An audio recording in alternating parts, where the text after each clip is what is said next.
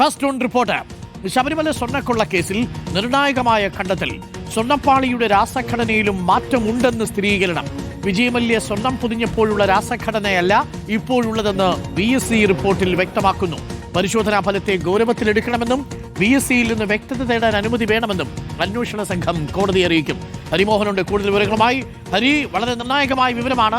കാലപ്പഴക്കം നിശ്ചയിക്കാൻ സാധിച്ചിട്ടില്ലെങ്കിലും ഈ പാളി യഥാർത്ഥത്തിൽ പഴയ പാളി തന്നെയാണോ എന്നുള്ളതിന് സംശയം ജനിപ്പിക്കുന്നതാണോ VSCയുടെ റിപ്പോർട്ട്?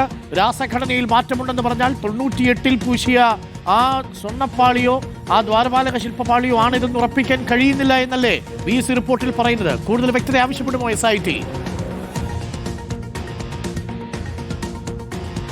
അരുൺ, ഈ സ്വർണം പൂശിയ ശേഷം ചെന്നൈയിൽ നിന്ന് ഉണ്ണികൃഷ്ണൻ പോറ്റി തിരികെ കൊണ്ടുവച്ച പാളികളുടെ കാലപ്പഴക്കം അത് എത്ര വർഷമാണ് എന്ന് കൃത്യമായി പറയാൻ സാധിച്ചിട്ടില്ലെങ്കിൽ പോലും അതിൻ്റെ ഒരു സൂചന അത് SITയുടെ ഇന്നത്തെ അന്വേഷണ പുരോഗതി റിപ്പോർട്ടിൽ ഉണ്ടാകുമെന്ന് തന്നെയാണ് വ്യക്തമാകുന്നത്. VSSCയുടെ ശാസ്ത്രീയ പരിശോധനാ ഫലത്തിൽ പറയുന്ന കാര്യങ്ങൾ വെച്ചുകൊണ്ട് SIT ഒരു നിഗമനത്തിലേക്ക് എത്തിയിരിക്കുന്നത് ഇതിനൊരു കാലപ്പഴക്കം അത് വളരെ കുറവായിരിക്കാം. അതായത് 98-ൽ വിജയമല്യ സ്വർണം പൊതിഞ്ഞ അതേ പാളികൾ തന്നെ ആകാനുള്ള സാധ്യത അത് വളരെ കുറവാണ് എന്നുള്ള നിലയിലായിരിക്കും ആ റിപ്പോർട്ട് സമർപ്പിക്കുക എന്നുള്ളതാണ് നമുക്ക് ഈ ഘട്ടത്തിൽ മനസ്സിലാക്കാൻ കഴിയുന്നത്. അതിന്റെ പ്രധാന കാരണം രാസഘടനയിൽ ശാസ്ത്രീയ ഘടനയ്ക്ക് പുറമെ രാസഘടന, അതായത് കെമിക്കൽ കോമ്പോസിഷനിലും വലിയ രീതിയിലുള്ള മാറ്റം ഈ പാളികളിൽ സംഭവിച്ചിട്ടുണ്ട് എന്നുള്ളതാണ് VSSCയുടെ ശാസ്ത്രീയ പരിശോധനാ ഫലം കണ്ടെത്തിയിരിക്കുന്നത്. അതായത് 98-ൽ വിജയമല്യയുടെ UB ഗ്രൂപ്പ് സ്വർണം പൊതിയുന്ന സമയത്ത് അവർ അതിനുവേണ്ടി ഒരു കെമിക്കൽ കോമ്പോസിഷൻ തയ്യാറാക്കിയിട്ടുണ്ട്. ആ കെമിക്കൽ കോമ്പോസിഷൻ അല്ല പിന്നീട് അതായത് ഇപ്പോഴുള്ള പാളികളിൽ ഉള്ളത് എന്നുള്ളതാണ് അവർ പറയുന്നത്. 2019-ലും 2025-ലും സ്വർണം പൂശാൻ കൊണ്ടുപോയതാണ് ദ്വാരപാലക പാളികൾ. ഈ ദ്വാരപാലക പാളികളിലും 2019-ൽ മാത്രം സ്വർണം പൂശിയ കട്ടിളപ്പാളിയിലുമുള്ള കെമിക്കൽ കോമ്പോസിഷനുകൾ അവ രണ്ടും മറ്റ് ഉരുപ്പടികളിലെ ഈ രാസഘടന അല്ലെങ്കിൽ കെമിക്കൽ കോമ്പോസിഷനുമായി ചേർന്ന് പോകുന്നില്ല എന്നുള്ളതാണ് പറയുന്നത്.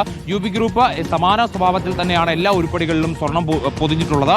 പക്ഷേ ഈ രണ്ട് പാളികളുടെ കാര്യത്തിലും എത്തുമ്പോൾ അത് പക്ഷേ അത് അങ്ങനെയല്ല. എങ്ങനെയാണ് ഇത് ഈ കട്ടിളപ്പാളിയിലും ദ്വാരപാലക പാളിയിലും മറ്റുരുപ്പടികളുമായിട്ടൊരു വ്യത്യാസം ഉണ്ടാകുന്നോ എന്നുള്ളതാണ് SITക്കുള്ളൊരു സംശയം. അതുകൊണ്ട് തന്നെയാണ് VSSCയുടെ ശാസ്ത്രീയ പരിശോധനാ ഫലം അത്രത്തോളം പ്രാധാന്യമുള്ളതാകുന്നത്. പക്ഷേ ഇതിൽ എത്ര ഒരു 5-8 വർഷം പഴക്കമുണ്ടോ അല്ലെങ്കിൽ എത്ര വർഷം പഴക്കമാണ് എന്നുള്ള കാര്യത്തിൽ VSSC കുറച്ചുകൂടി ഒരു വ്യക്തത അതിൽ വരുത്തിയിരുന്നെങ്കിൽ SITക്ക് കാര്യങ്ങൾ എളുപ്പമാകുമായിരുന്നു. പക്ഷേ നിലവിൽ VSSC അങ്ങനെ ഒരു വ്യക്തത വരുത്തിയിട്ടില്ല. മാത്രമല്ല പലതും ഈ കെമിക്കൽ നാമങ്ങളാണ്. അതുകൊണ്ട് തന്നെ അതിൽ VSSCയുമായി ഈ കാര്യങ്ങൾ വിശദമായിട്ടൊന്ന് ചർച്ച ചെയ്യണം, ഒരു ആശയവിനിമയം നടത്തേണ്ടതുണ്ട് എന്നുള്ള കാര്യം ഇന്നത്തെ അന്വേഷണ പുരോഗതി റിപ്പോർട്ടിൽ ഹൈക്കോടതി അറിയിക്കും. അന്വേഷണ സംഘത്തലവനായ H. വെങ്കടേഷ് നേരിട്ടെത്തി തന്നെയാണ് ഈ കാര്യങ്ങൾ കോടതിയെ ധരിപ്പിക്കുക. അങ്ങനെ കോടതിയുടെ അനുമതിയോടുകൂടി വീണ്ടും VSSCയുമായി സംസാരിച്ച് ആവശ്യമെങ്കിൽ വീണ്ടും ഒരു പരിശോധനയിലേക്ക് കടക്കാനാണ് SITയുടെ നീക്കം. അരുൺ, വളരെ പ്രധാനപ്പെട്ട കാര്യമാണ്.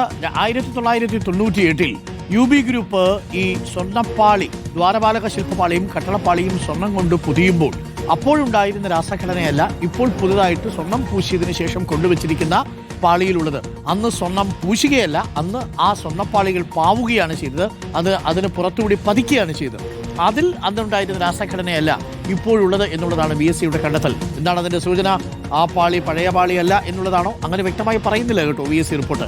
അതാണ് SIT VSCയോട് വിശദീകരണം ആവശ്യപ്പെടുക, അതിൽ കൂടുതൽ വ്യക്തത വരുത്താൻ ആവശ്യപ്പെടുക. ഇപ്പോഴുള്ളത് ഒറിജിനൽ ആണോ ഡ്യൂപ്ലിക്കേറ്റ് ആണോ എന്നുള്ളതാണ് അറിയേണ്ടത്. ഡ്യൂപ്ലിക്കേറ്റ് ആണ് എങ്കിൽ ഈ കേസ് ഇവിടെ എങ്ങും പിടിച്ചാൽ നിൽക്കില്ല. ഇനി ഒറിജിനൽ ആണെങ്കിൽ അതിൽ എത്ര സ്വർണം നഷ്ടപ്പെട്ടു എന്നതിൽ മാത്രമായിട്ട് ആ കേസ് മാറുകയും ചെയ്യും. കാത്തിരുന്ന് കാണാം. അതിനോടൊപ്പമാണ് സ്വർണ്ണക്കൊള്ളയിലെ അന്വേഷണവും ഒരുപക്ഷെ SIT ആവശ്യപ്പെട്ടേക്കാം എന്നുള്ള വിവരം ഇപ്പോൾ വരുന്നത്.